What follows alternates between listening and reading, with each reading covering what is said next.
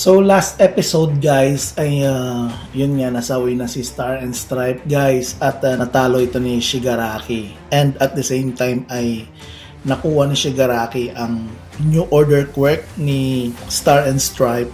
Pero ang nangyari guys ay nagkaroon ito ng reaction sa katawan ni Shigaraki dahil hindi basta-bastang makuha itong New Order quirk dahil sa nagkakaroon ito ng quirk reaction na kung saan kapag ito ay masanib sa ibang panibagong katawan ay magkakaroon ito ng explosion sa loob ng iyong katawan.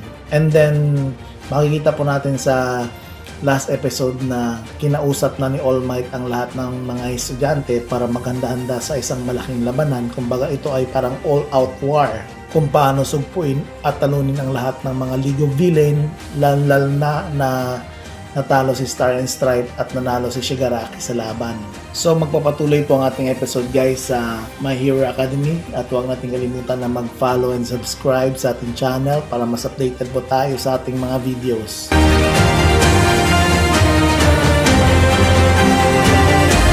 So guys, nakita po natin na si Midoriya guys ay nagsalita at sinabi niya sa lahat ng kaklase niya at kay All Might na in-entrust ito ni Star ang sitwasyon na to sa atin. So tinanong ni Midoriya guys na kung nagkaroon ba ng damage itong si Shigaraki sa pag-absorb ng quirk ni Star and Stripe. And then sinabi ni All Might na ayon sa battle data ng American Jet Fighter na na-analyze nila na kaya nilang i-deduce or tapusin ang ninakaw na quirk na New Order ni Star and Stripe dahil ito ay nagiging poison reaction sa katawan ni Shigaraki at siguradong hindi niya ito makokontrol pa. So yun yung sinabi ni All Might. At sabi pa ni All Might ay maliban pa dyan, napaka-imposibleng sabihin na ang lahat ng mga quirks na kay Shigaraki ay masasabi nating nag-exist pa dahil ang New Order quirk ni Star and Stripe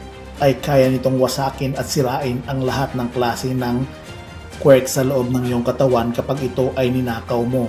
It means guys, yung katawan ni Shigaraki na kung saan nandyan din yung All for One quirk ni All for One ay para itong isang hard drive guys na kaya niyang mag-stockpile ng mga quirk.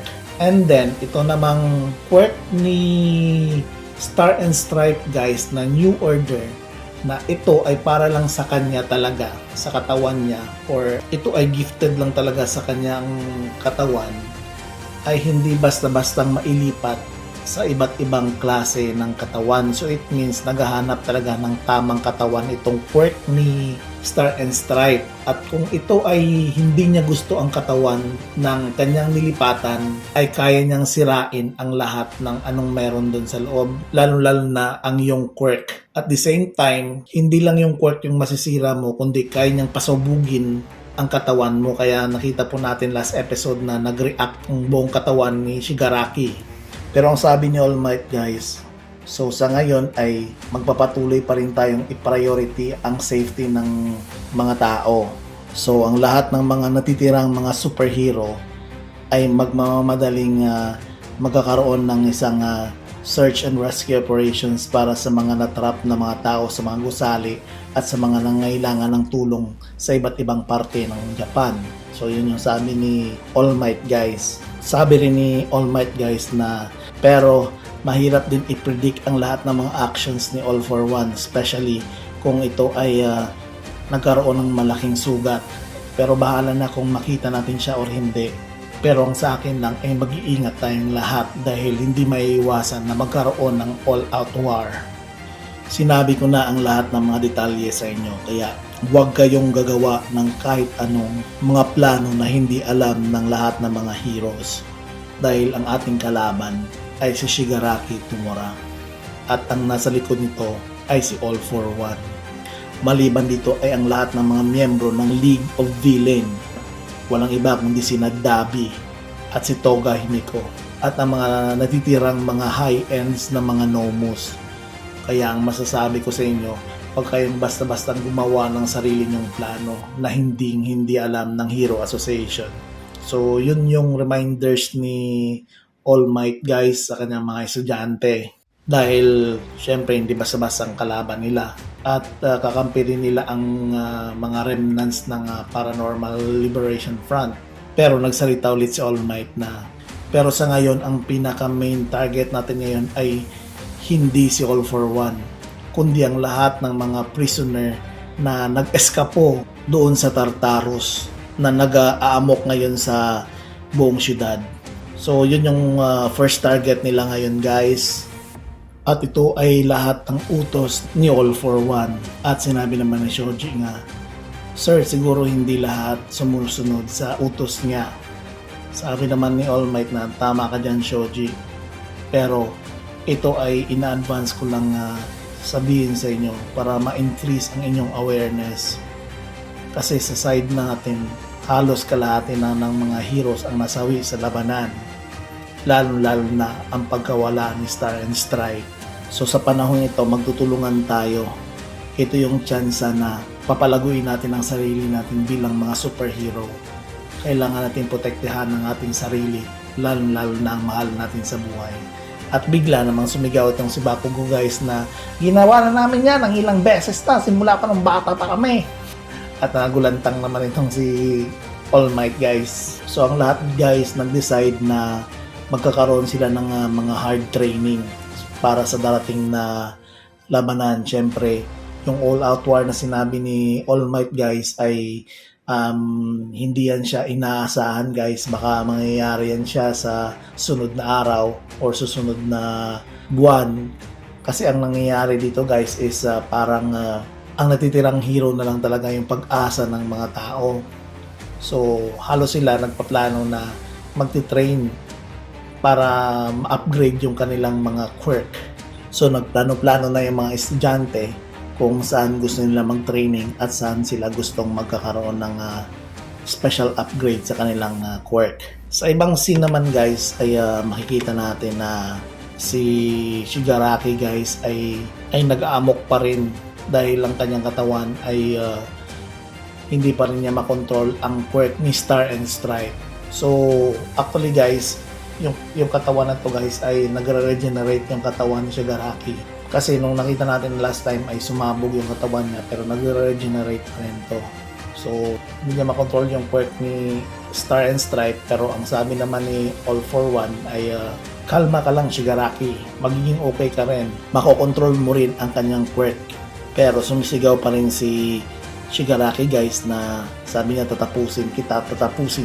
So sumisigaw siya guys kasi parang hindi niya makaya yung quirk ni Star and Stripe. So ang tinutukoy rin niya guys na sumisigaw siya ng tatapusin kita ay si All Might. Kasi nga yun nga, yung hatred niya kay All Might kasi halos lahat na lang makikita niya si All Might, lalo na lumabas si All Might sa kanyang konsensya. So parang na-proud din itong si All for One na narinig niyang tatapusin ni Shigaraki itong si All Might. So ang sabi rin ni Shigaraki na okay lang ako, huwag kayong mag-alala sa akin kahit hindi ko ninakaw ang New Order quirk. At least kahit papano, tinanggal natin ang isa sa mga naging babag sa plano natin. Then sabi ni All for One na, kalma ka lang Shigaraki. Huwag nating madaliin ang lahat ng ating mga plano. Dapat hindi lang tayo manatili sa isang plano lamang, kundi dapat marami pa tayong plano. Na kahit na dinadandahan natin ang preparasyon sa ating mga plano, pero dapat natin maghintay para maging success ang ating lahat ng mga plano. Tapos nagsalita naman itong si Dabin na nasa gilid ni All for One na hindi, naiinip na ako. Hindi ko masisikmurang makita ko ang aking ama na lumilipad buong araw na wala man lang kakwenta-kwenta na sinasabing siya ang number 1 hero. At sabi naman ni All for One, kalma ka lang Toya. Although ikaw at ako ay medyo magkapareho at magkaiba naman sa mga plano. Pero ito yung masasabi ko sa iyo. Ang taong gaya ng papa mo ay may isang goal lang, kundi ang pagiging number 1 na sikat na hero. At yun ay isang kabulastugan. Sa akin ay hindi. Marami akong plano. At kung ang planong ito ay masira, ay magkakaroon pa rin ako ng maraming rota para ipagpapatuloy ko pa rin ang aking mga plano. Syempre guys, itong si All for One, simula sa kanyang dekadang paglalakad dito as supervillain sa Earth guys ay alam na alam niyang lahat ng kanyang mga plano. Siyempre bago yan na-atake or bago yan susulong ay nagkakaroon talaga yan ng maraming mga sanga-sanga para lang makuha niya yung goal niya as super villain. Then ang sabi rin ni All for One na, pero ipabahala ko yan sa iyo, Toya. Samantala, bumalik naman sa UA itong si Midoriya. Nakikita mo na ang kaibahan natin, Toya. So yun yung sinabi ni All for One guys kay Dabi. And then sa madilim na parte ng underground base nila All for One guys ay meron palang isang nakikinig na hindi nila alam at sino kaya ito. So yan ang subaybayan natin sa next episode ng My Hero Academy. Huwag natin kalimutan na mag-subscribe sa ating channel para mas updated tayo sa ating mga videos. Ingat guys!